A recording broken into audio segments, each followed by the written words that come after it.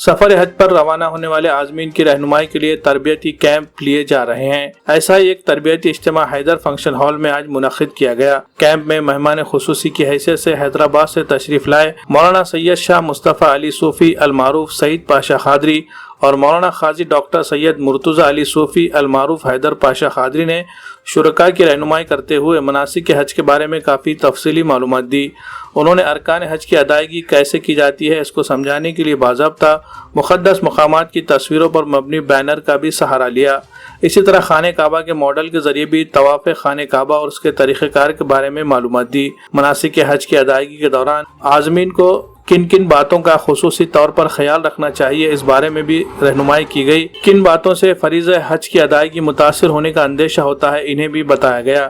علماء نے اپنے ذاتی تجربے کی روشنی میں ایک ایک بات سمجھانے کی کوشش کی۔ ارکان حج کی ادائیگی کے علاوہ زیارت مدینہ منورہ، مسجد نبوی میں نمازیں اور ذکر و اذکار کا اہتمام کرنے کی بھی نصیحت کی۔ تمام عازمین کو اپنے اور اپنے اہل وعیال کے ساتھ دنیا بھر کے مسلمانوں کے حق میں دعائیں مغفرت کرنے اور ملک میں امن و امان کی فضا کو قائم رکھنے کے لیے دعاؤں کی درخواست کی گئی۔ کمال الدین صدیقی کی دعا پر اجتماع کا اختتام ہوا۔ پروگرام کی نظامت مولانا عبدالعظیم رضوی نے کی۔ پروگرام کو کامیاب بنانے میں جن احباب نے غیر معمولی خدمات دی اور تعاون پیش کیا ان میں مجیب حسن نظامی، قطب الدین منور نظامی، خسرو خان جیلانی، خان نظامی، صفدر بھائی نظامی، جواد بھائی قادری و دیگر احباب کے نام شامل ہے۔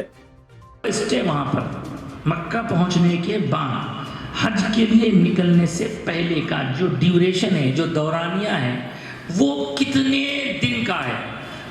1,00,000 سے زیادہ صحابہ کرام کا اجتماع تھا۔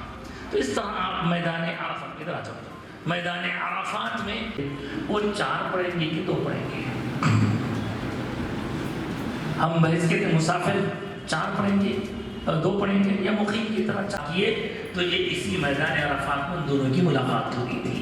عرفات تعارف سے بنا، ایک دوسرے کا انٹروڈکشن ہوا، تو اسی لیے اس پورے میدان کو عرفات کی سنت پڑھیں گے، پھر عشاء کی سنت پڑھیں گے، پھر وتر پڑھیں گے، اور اس کے بعد آپ یہاں رک کر آرام کریں گے۔ یہ رات آپ کو یہیں پر ہو چکا ہے، 10 کی دن آنے سے پہلے کی رات شروع ہو چکی ہے۔ یہاں آپ کو فجر کی نماز پڑھنے کے بعد نکلنا ہے، وہ پڑھ سکتے ہیں، 4 پڑھنا پڑے گا۔ اس کے بعد جب عرفات کا دن گزرے گا، عصر کے وقت عصر کی نماز ہوتی ہے، خوب روئیں گے، دعائیں کریں گے۔